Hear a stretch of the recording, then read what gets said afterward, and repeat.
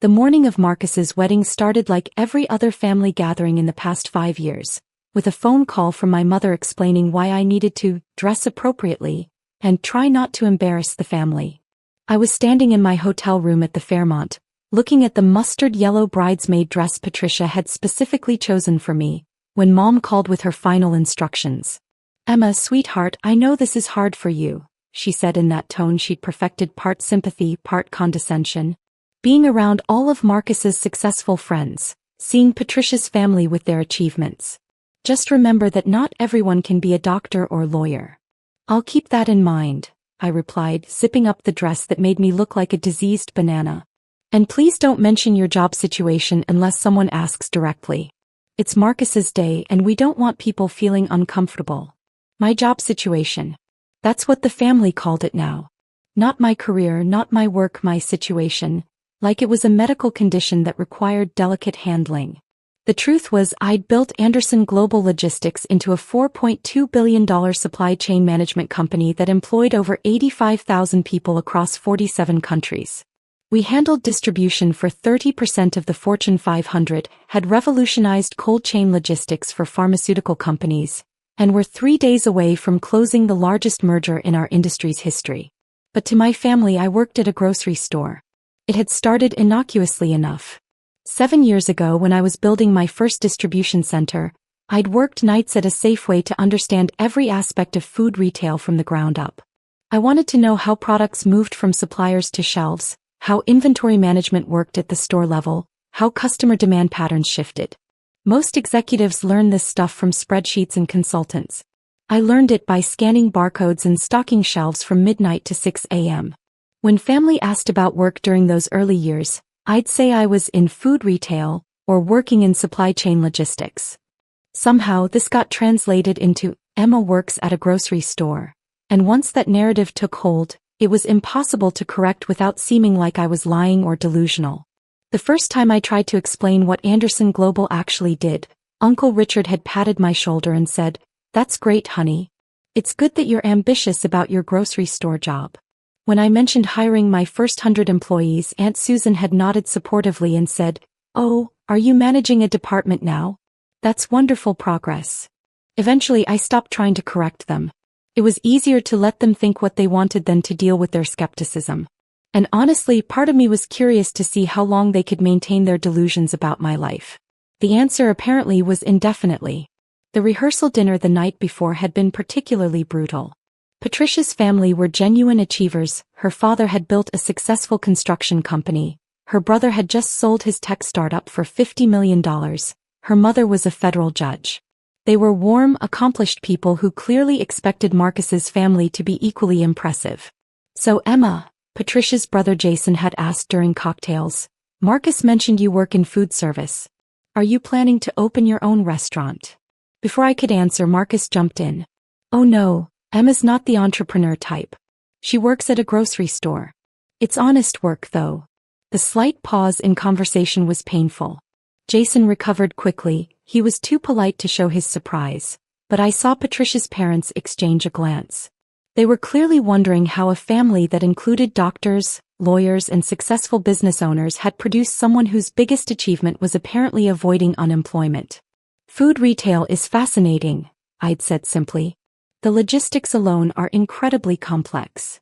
"I'm sure," Patricia's father had replied kindly, then immediately changed the subject to Marcus's law practice. Later that evening, I'd overheard Patricia's mother talking to my mother by the hotel bar. "Patricia mentioned Emma might be a godmother to their children someday," she'd said carefully. "Oh, Emma would love that," Mom had replied. "She's wonderful with kids. Of course, she's not in a position to be much of a financial influence, but she's very loving." Financial influence? Well, she's still finding her way professionally. We help her out when we can. Family takes care of family. But your grandchildren will have plenty of successful role models without needing to worry about Emma's situation. I'd left the bar after that and spent the rest of the evening in my room, reviewing acquisition reports and trying to remember why I'd thought attending this wedding was a good idea. The morning of the ceremony brought fresh humiliations. During hair and makeup, the other bridesmaids, Patricia's sister and 2 college friends, were discussing their careers. One was a pediatric surgeon, another was launching her second startup, the third was a partner at a consulting firm. And Emma works in grocery, Patricia had explained when they asked about me. She's been doing that for years now. Oh, the surgeon had said politely. That must be stable work. Very stable, I'd agreed, not mentioning that Anderson Global's stability came from having exclusive contracts with every major food retailer in North America. The conversation had moved on to their vacation plans. Someone's family had a house in the Hamptons, another was planning a month in Europe. When they'd asked about my travel plans, I'd simply said I didn't have any scheduled, rather than explain that I'd be in Singapore next week finalizing a $1.8 billion merger, followed by board meetings in London and a factory opening in Bavaria. The wedding ceremony itself was beautiful. Patricia looked radiant in her grandmother's lace dress, and Marcus seemed genuinely happy. I stood at the altar holding the bridal bouquet, trying to focus on their joy instead of the whispered comments from various relatives about my appearance. Poor Emma, I'd heard Aunt Susan tell someone behind me. That color is so unflattering on her. Patricia should have chosen something more appropriate for her complexion. The dress isn't the problem, someone else had whispered back. It's the stress. Financial pressure ages you. I'd maintained my smile throughout the ceremony, even when the photographer had positioned me slightly behind the other bridesmaids for the formal photos. For composition, he'd explained, though everyone understood it was to minimize the visual impact of the family member who didn't quite fit. The reception was held in the Fairmont's Grand Ballroom, a beautiful space that I'd actually considered purchasing 2 years ago before deciding the location wasn't right for my real estate portfolio. The dinner was excellent, though I barely tasted it as I endured toast after toast that somehow managed to celebrate everyone's achievements except mine. To Patricia's family, Marcus had said, raising his champagne glass. Judge Whitfield, who's dedicated her life to justice. To Jason, who just sold his company for more money than most of us will see in a lifetime. To Mr. Whitfield, who built his construction empire from nothing. He turned to our side of the room. To my family. Uncle Richard, who just made partner at his accounting firm after 20 years of dedication. To Cousin Derek, who opened his second dental practice this year. To Dr. Patricia's maid of honor Sarah, who's saving lives as a pediatric surgeon. His eyes had found mine during the pause. And to family members who support us in their own special ways. My sister Emma, who flew all the way from Seattle to be here despite the expense. She works in food service, which is honest, necessary work, and we love her for her dedication to simpler values. The applause had been polite but pointed. Several people had looked at me with the kind of gentle sympathy usually reserved for recovering addicts or the recently divorced. It was during the dancing portion that the real drama began. I'd stepped onto the terrace for some air when I overheard a conversation that would change everything. Patricia's mother was speaking with Marcus near the bar, her voice sharp with concern.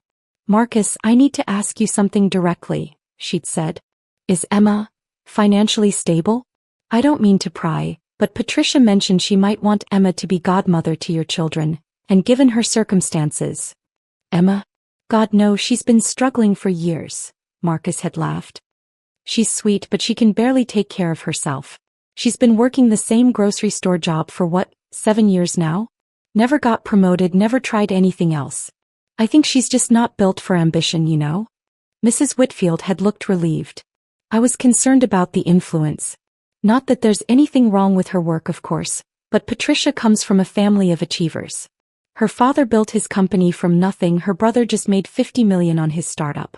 We want our grandchildren to have the right kind of role models. "Don't worry about that," Marcus had said. "Emma's basically the family charity case at this point. Mom sends her money for rent sometimes, we all chip in for her car payments. She means well, but she's just not capable of more than she's doing now." That wasn't true. I'd never asked for or received financial help from anyone in my family. But apparently, that was the story they told themselves to make sense of my deliberately modest lifestyle choices. I'd been about to head back inside when I heard Derek's voice from around the corner, talking to some of Patricia's relatives. "Did you see Emma's car in the parking lot?" he was saying. "It's like 15 years old." I actually felt embarrassed for her when the valet had to figure out how to start it. Marcus mentioned she's been using food stamps. Another voice had replied, one of Patricia's cousins, I thought. "It's just sad," Derek had continued. The whole family is successful except her. My mom thinks she might have some kind of learning disability that was never diagnosed. How else do you explain someone working the same entry-level job for 7 years? At least she seems happy, the cousin had said charitably. I guess ignorance is bliss, Derek had replied. She has no idea how far behind she's fallen. I'd heard enough. I'd pulled out my phone and sent a text to David, my head of security, ready for pickup. His response had come immediately, 10 minutes. Helicopter fueled and ready. I'd made my way back to the ballroom, planning to say quiet goodbyes and slip away before the evening got worse. But as I'd reached the main table, Marcus had tapped his champagne glass for attention. Ladies and gentlemen, he'd begun, I want to take a moment to thank everyone for being here tonight.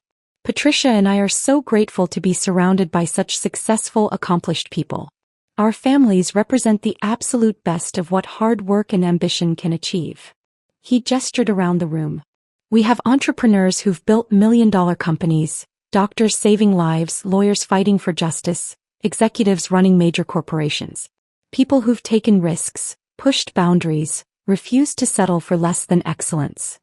His eyes had found mine across the room, and there'd been something almost pitying in his expression. But we're also grateful for family members who contribute in simpler ways. My sister Emma flew all the way from Seattle to be here tonight, even though I know the cost was probably difficult for her budget. She works in food service, which is honest, humble work. Not everyone can be a CEO or a surgeon, and that's perfectly okay. The applause had been polite but condescending.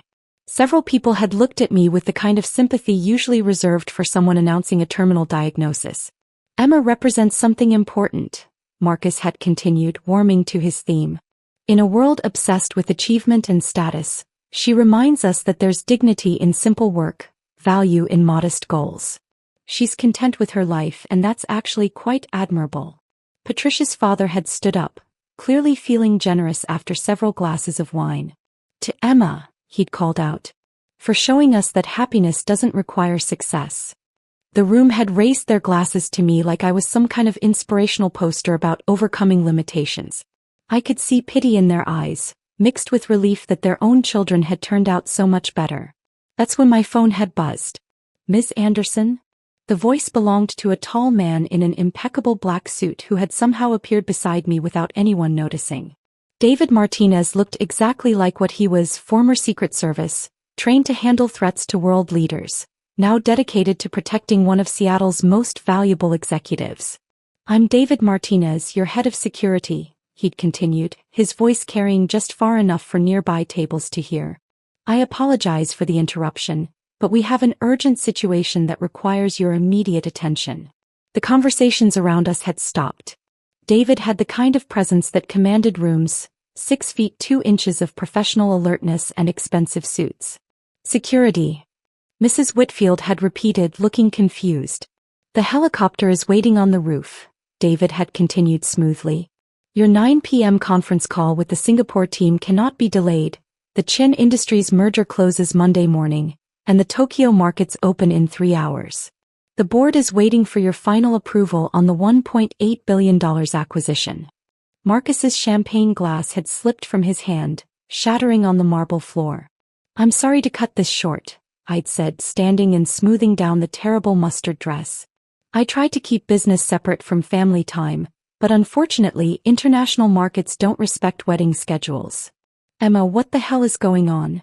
Marcus had grabbed my arm, his voice cracking slightly. David had stepped closer, not threateningly, but with the kind of professional readiness that made it clear he was prepared for any situation. Sir, I'll need you to step back from Ms. Anderson. Ms. Anderson? Patricia's voice had been barely a whisper. I'd looked around the room at all the faces staring at me, the same people who'd spent the entire evening discussing my failures and limitations like I wasn't even there. I suppose I should explain, I'd said. My name is Emma Anderson and I'm the founder and CEO of Anderson Global Logistics. We're the largest privately held supply chain management company in North America, with operations in 47 countries and annual revenue of $4.2 billion. The silence had been absolute. The grocery store job Marcus mentioned? That's how I started. I worked nights at Safeway for 3 years while building my first distribution center during the day. I wanted to understand every aspect of food retail, customer behavior, inventory management, supply chain logistics, employee dynamics. Most executives learn this from consultants and spreadsheets. I learned it by scanning barcodes and stocking shelves. Derek's face had gone completely white. We handle distribution for about 30% of the Fortune 500, I'd continued. Walmart, Target, Kroger, Safeway. If you've bought groceries in the past 5 years, there's a good chance our systems got that food from farm to shelf. We revolutionized cold chain logistics for pharmaceutical companies, developed the algorithms that optimize delivery routes for Amazon's grocery division, and created the inventory management systems used by most major retailers. Mrs. Whitfield had been staring at me like I'd just announced I was from another planet. You're the CEO? Forbes ranked me 47th on their list of richest self-made women, I'd said. Though I prefer to focus on the fact that Anderson Global employs over 85,000 people worldwide and has been carbon neutral for 3 years running. Patricia had found her voice first. Marcus, you said she worked at a grocery store. She does. Marcus had looked like he was having trouble processing basic information. She told me she worked in food retail. Food retail logistics, I'd clarified gently. I oversee supply chain operations for every major grocery chain in North America, plus expanding operations in Europe and Asia. When I said I worked in food retail, I meant I was revolutionizing how food gets from producers to consumers. Uncle Richard had been staring at his bourbon like it might provide answers. The resume help I offered was very thoughtful, I'd said. Though my current position is working out well. David had checked his watch. Ms. Anderson, we really do need to leave. The Singapore call is critical, Chin Industries won't wait, and if we miss this window the merger could collapse. That's 18,000 jobs hanging in the balance. Of course. I turned to Marcus and Patricia. Congratulations again on your wedding. It was beautiful and I wish you both every happiness. Wait, Marcus had grabbed my arm again, then immediately let go when David had shifted his weight. Emma, I don't understand. Why didn't you tell us? Why let us think? Tell you what? That I was successful? Would it have mattered? Of course it would have mattered. Really? Because based on what I overheard tonight, you all seemed pretty comfortable with your version of who I was. The family charity case. The one who needed financial help. The learning disabled sister who was too limited for real achievement. We never said you were learning disabled, Derek had protested weakly. You literally said that 20 minutes ago on the terrace, I'd replied.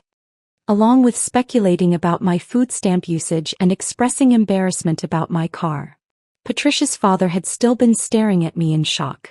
You actually run $1 billion company?